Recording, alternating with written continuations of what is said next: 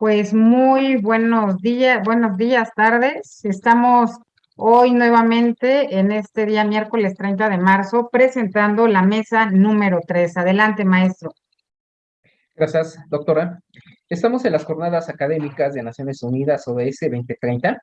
En esta tercera mesa de trabajo vamos a presentar 5 investigaciones realizadas por parte del estudiantado. Primer trabajo lleva por título ¿Qué está pasando entre Rusia y Ucrania? Autores: Saucedo Antonio, Ángel Gabriel, Hernández, Alan Jesús, Rodríguez Casillas, Patricio. El segundo trabajo lleva por título La responsabilidad social para combatir el impacto ambiental de las empresas, elaborado por Romina Estefanía Méndez González. El tercer trabajo que presentaremos en esta mesa, Los enemigos del medio ambiente. Los autores: Cerón Méndez Estefani Quetzali, Rodríguez Torres Gisela Gisel y Villegas García y Dalit. Adelante, doctora. Gracias, maestro Roberto García. El siguiente trabajo es Cómputo Verde, Cómputo Negro, Compra Inteligente y Responsable de Ordenadores, por el alumno Zaragoza Hernández Rodrigo. Y la última presentación de esta mesa se titula La huella ecológica de Telles Camacho, Diego Armando, Martínez Filomeno, Tania Daniela, Corona Lerma, Jorge Alberto y Leiva Carapia, Sofía. Así que pues mucho éxito y adelante con estas exposiciones. Éxito para todos y todas.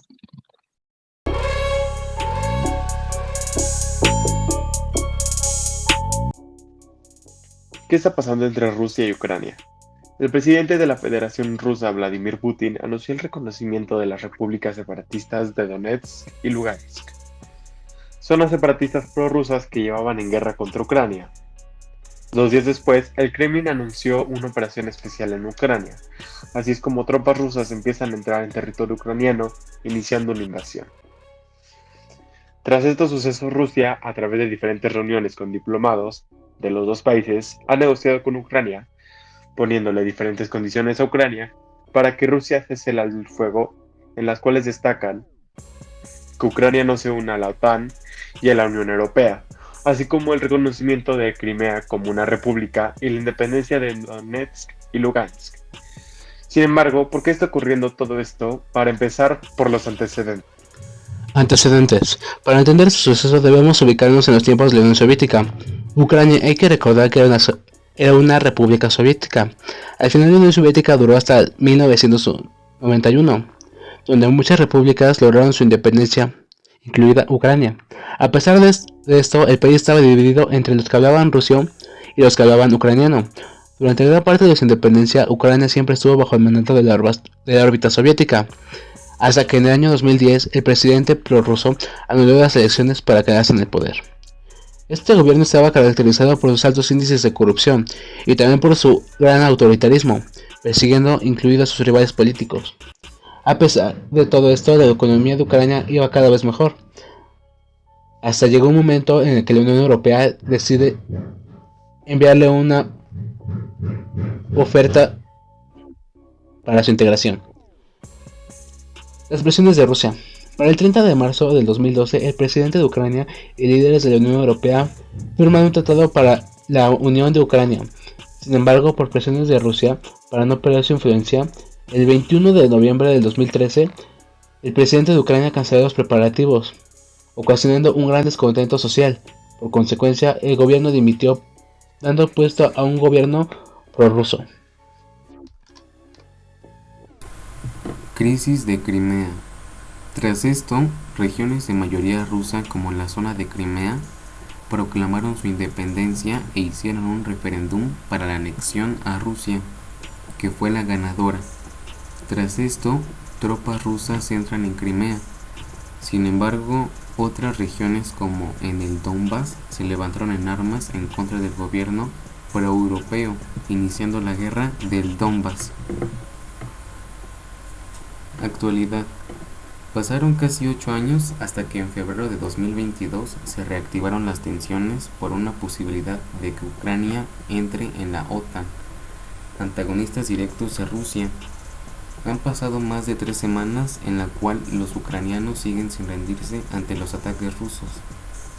Rusia se vio envuelta en diferentes sanciones importantes, como la retirada de múltiples bancos del sistema de transacciones SWIFT, así como la retirada y salida de decenas de empresas privadas, creando una de las peores crisis económicas que ha sufrido el país durante décadas. Mientras que en Ucrania cientos de familias han sido asesinadas dada a la violencia de las Fuerzas Armadas rusas sobre civiles vulnerables, dando lugar a una de las migraciones más grandes de los últimos tiempos, con millones de ucranianos entrando a las puertas de Polonia, donde pueden encontrar refugio, comida y ropa para resguardarse en lo que el conflicto finaliza.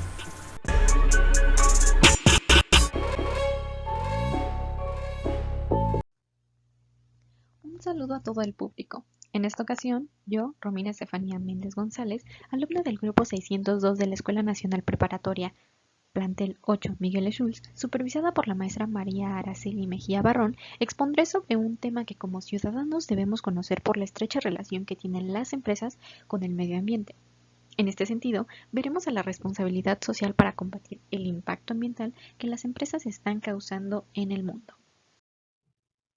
Sin embargo, antes de entender la manera en que la responsabilidad social empresarial contribuye a la labor de minorar las caóticas repercusiones de la contaminación, debemos entender qué es la responsabilidad social.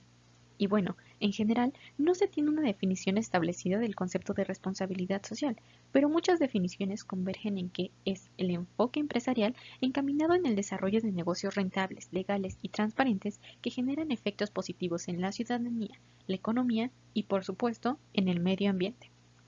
Pero ahora viene la gran pregunta: ¿cuál es la importancia de la responsabilidad social? Bueno, dado que la empresa forma parte de una sociedad, debe reconocer y respetar los derechos y valores de los demás individuos. Por tanto, la responsabilidad social empresarial funge como un mediador intangible entre la ambición y deseos de una empresa para evitar daños colaterales a terceros. Ahora, adentrándonos al desequilibrio ambiental que está sufriendo la Tierra debido a las empresas, sabemos que la revolución industrial fue un factor determinante para que la contaminación de la biosfera fuera en aumento. Sin embargo, muchas causas se suman al empeoramiento de la salud del planeta Tierra, pero eso no quita que la actividad industrial genere exorbitantes residuos tóxicos en el suelo, el aire, los mares y los ríos. Por ello, en la actualidad, los expertos afirman que si los ciudadanos, los gobiernos y las empresas no ponen en marcha acciones para disminuir la huella ecológica, el costo ambiental a futuro será excesivo. De aquí nace la necesidad de que los países y organizaciones internacionales pongan empeño en la creación de proyectos con base en el modelo de responsabilidad social. Solo por mencionar algunos programas internacionales, tenemos al Pacto Mundial de las Organizaciones de las Naciones Unidas, el cual es un llamado a empresas de todo el mundo para alinear sus estrategias con 10 principios universales en el área del medio ambiente. El siguiente es el Acuerdo de París. En este, los países se proponen alcanzar el mínimo de las emisiones contaminantes a mediados de siglo. Ahora, en los proyectos locales destacan la institución de el Centro Mexicano para la Filantropía, CEMEFI. Este organismo agrupa a organizaciones de la sociedad civil que trabajan en diversas causas sociales y ambientales. Otra institución es la Fundación Internacional de la Comunidad, la cual busca la defensa de los derechos humanos y la protección del medio ambiente.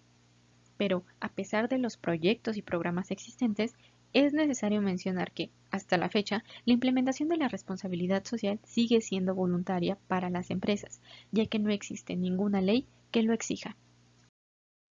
Bueno, con base en la información presentada, se puede concluir que la labor que empresas y gobiernos han comandado para poner fin al tradicionalista modelo empresarial está siendo fructífero, pues ahora existen más empresas que buscan la integridad del entorno social y ambiental que la rodea, implementando la responsabilidad social.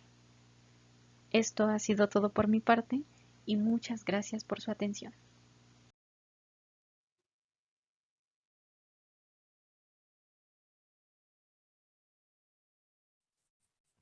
El impacto ambiental es el resultado de las actividades humanas que generan un efecto sobre el medio ambiente y que supone una ruptura del equilibrio ambiental. Por ello, se ha creado el derecho ambiental, que que constituye una serie de normas que regulan la conducta de las naciones a favor de la protección y de la conservación del medio ambiente y de los ecosistemas. Para esta rama del derecho, un medio ambiente saludable es esencial para la vida humana, por lo que buscará protegerlo de acciones que lo afecten. Entre los principales acuerdos internacionales que buscan la protección y la preservación del ambiente, encontramos al Convenio de Estocolmo sobre contaminantes orgánicos persistentes, la Convención sobre la conservación de las especies migratorias de animales silvestres, la Convención sobre el comercio internacional de especies amenazadas de fauna y flora silvestre, y al Convenio sobre diversidad biológica. El cambio ambiental está ocurriendo en todo el mundo a una velocidad muchísimo más rápida de lo que antes se pensaba. Algunos problemas ambientales son la deforestación, que es la destrucción de bosques a nivel mundial. Esta continúa con un ritmo alarmante, causando daño en los ecosistemas y la pérdida del hábitat de millones de especies. Otra es la escasez del agua potable, que actualmente varios países se ven afectados por la falta de acceso al agua potable. Es decir, las inundaciones y las sequías son abundantes. El tráfico ilegal de especies, esta acción implica la extracción, el transporte, el comercio ilegal, el contrabando, la caza y la pesca furtiva de especies de la fauna. Los residuos, que la gran cantidad de basura que se genera en todo el mundo causa problemas ambientales que afectan el suelo, el agua y el aire. Además, el Banco Mundial afirma que la mala gestión de los desechos está causando la contaminación de los océanos del mundo, perjudicando a los animales que consumen desperdicios, afectando el desarrollo económico de los países. En los últimos años, los activistas ambientales han estado pidiendo a los gobiernos que reduzcan las emisiones de gases de efecto invernadero para evitar un cambio climático catastrófico.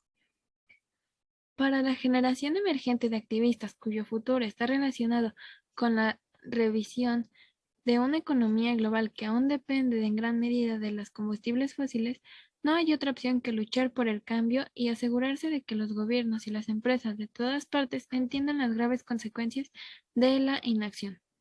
Las mujeres y las niñas, que a menudo son las más afectadas por los desastres climáticos, se han convertido en una figura destacada de este movimiento. Entre las principales activistas destaca Greta Thunberg, quien fue nominada a un Premio Nobel de la Paz por su labor. Habló en el Foro Económico Mundial y en frente del Parlamento Europeo. De igual manera, generó un movimiento de protesta que involucra a millones de jóvenes de todo el mundo. ¿Qué podemos hacer para preservar el medio ambiente? Lo que podemos hacer es ahorrar agua, es considerada una de las mejores acciones para el cuidado del medio ambiente. También para cuidar el agua se pueden tomar duchas cortas de máximo 10 minutos, cerrar la llave del agua cuando no se esté utilizando, lavarse los dientes con un vaso de agua, usar la lavadora siempre llena y reutilizar el agua de esta. No tirar basura en las calles, regar las plantas en la noche o muy temprano cuando el sol tarda más en evaporar el agua. Producir composta con el material orgánico que sirve como abono natural de hortalizas y árboles. Se le está dando un uso servible a algo que se le pudiese considerar generalmente como basura. No abusar de los productos de limpieza, ya que desprenden componentes químicos que contaminan el aire. Apagar equipos, CPU, monitor, impresoras, bocinas, reguladores, etcétera, cuando no estén en uso.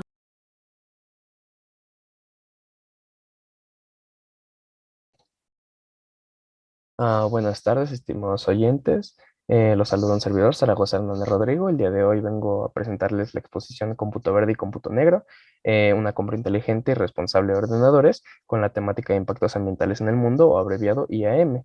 Soy el único participante de mi equipo y me asesora la profesora Morena Grazarcelia. Pertenezco al grupo 606 de la Escuela Nacional Preparatoria número 8 y espero la exposición les resulte interesante y se lleven algo nuevo a casa.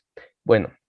Mi exposición se centra en la relevancia que han tomado los ordenadores en la actualidad, además de su impacto y cómo tener un consumo inteligente y responsable. Entonces, para ello debemos plantearnos la primera incógnita. ¿Cuál es la relevancia de un ordenador en la actualidad? Por lo que yo considero estos tres rubros, estos tres puntos, estos tres sectores son los que más han tomado relevancia respecto a tener un ordenador o no tenerlo. Como primera instancia está la academia. Por obvias razones no podemos asistir a clases de manera presencial, entonces un ordenador permite tomar estas clases, recibir esta educación de manera distante y eso está ahora la manera más efectiva que se tiene.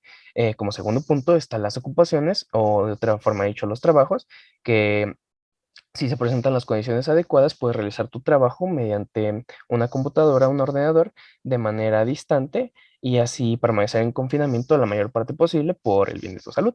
Y como tercer punto está el ocio. Para mantener una buena salud mental se requiere de actividades de ocio en las que no se requiere una interacción de persona a persona, por lo cual los servicios de streaming de películas y de series, además de la industria de los videojuegos, ha tomado gran relevancia debido a que no requieren de esta interacción persona a persona para llevarse a cabo.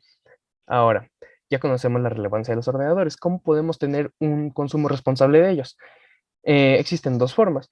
En el primer caso, armarlo por componentes, si se decide adquirir una computadora estacionaria o de mesa, debido a que al conocer tú los componentes, estás conociendo realmente lo que estás comprando y entonces puedes adquirir componentes de calidad que le aseguren a tu computadora una vida útil mayor al promedio. Y eso a largo plazo pues ayuda mucho al medio ambiente. Esto solamente para computadoras de mesa, pero también se pueden adquirir equipos reacondicionados, que son equipos de generaciones anteriores con una actualización de componentes o bien de sistema operativo, previamente borrando, claro, los datos que ya contenían, que resulta muy efectivo porque muchas computadoras de generaciones anteriores rinden como computadoras de última generación únicamente con estas actualizaciones. Y esto está abierto para una computadora que se pueda llevar a todos lados, una laptop o una computadora estacionaria igualmente. Estas son las mejores opciones que se abordan aquí, las únicas dos, pero está abierta la posibilidad de investigar siempre y cuando se pueda y se exhorta al público a hacerlo, desde luego. Y ahora que ya conocemos una forma responsable de consumirlas, además de su relevancia, ¿cuál es el impacto ambiental que se tiene? Una computadora, para llegar a nuestras manos tal y como es, requiere de, bueno, pasar por varias industrias para llegar tal y como es, dentro de las cuales está la minería, debido a que requiere minerales para que se puedan transmitir de manera correcta los impulsos eléctricos, las órdenes del procesador a los componentes y viceversa, para un correcto funcionamiento, o de lo contrario no sería posible. La industria, específicamente la manufacturera, porque los componentes requieren de ser ordenados y empaquetados para posteriormente, en el tercer punto, ser transportados, lo cual también requiere un gasto energético en el combustible. Entonces, llegamos a las conclusiones, que también, además de ser conclusiones, consideramos a los objetivos. Como primer punto objetivo, la educación en cómputo y consumo. Se busca exhortar a la población a que investigue, indague acerca de las computadoras, en el caso de que desee adquirirlas o en el caso de que ya las tenga, para conocerla a profundidad y ser un consumidor crítico respecto a lo que se compra, no solo en las computadoras, sino en todos los ámbitos. Como segundo punto, la reducción del impacto ambiental, pues consideramos que ya no es una responsabilidad, sino una obligación, el cuidar el ambiente por las presentes situaciones ambientales. Y como tercer punto, la promoción de la investigación, esto relacionado al primer punto, buscando que el público sea un cliente crítico acerca de todo lo que consume y conozca realmente lo que está consumiendo. Finalmente aquí se muestran las referencias, esperamos les haya gustado y tengan buena tarde. Chau, chau. Hola, buenas tardes. El día de hoy mis compañeros Diego Tellez, Daniela Martínez, Alberto Corona y yo, Sofía Leiva, del grupo 606, les hablaremos sobre el tema la huella ecológica. Comenzamos. La huella ecológica. La huella ecológica o huella medioambiental se define como la medición del impacto que tiene la humanidad sobre el planeta Tierra. Indica los recursos que una persona consume para realizar sus actividades diarias. No obstante, la huella ecológica también puede medir el impacto de las actividades humanas a gran escala, como regiones, ciudades y países. La unidad de medida se calcula en hectáreas, obtenida de la superficie productiva ecológica que requieren las distintas poblaciones o individuos para sustentarse y llevar a cabo sus actividades. La superficie productiva son los cultivos, pastos, bosques y ecosistemas acuáticos. A su vez, mide la superficie necesaria para absorber los residuos que se producen a partir del consumo de los recursos. A través de la socialización del conocimiento de la huella ecológica, se busca sensibilizar un estilo de vida en el que las acciones para satisfacer las necesidades de las personas no impacten de manera negativa en las capacidades de las generaciones futuras. Dentro de estas consecuencias se puede mencionar, según Bermejo, el consumo de recursos, la generación de residuos, entre otros, dando lugar a la definición y visualización de la dependencia de la población humana sobre el funcionamiento de los ecosistemas y de las superficies apropiadas que le permiten satisfacer un determinado nivel de consumo. Surge la necesidad de la neutralidad de carbono como un equivalente a un resultado neto de cero emisiones, lo cual se logra en el momento en el que se emiten la misma cantidad de dióxido de carbono equivalente a la atmósfera de la que se retira por diferentes vías, lo que también se conoce como huella de carbono cero.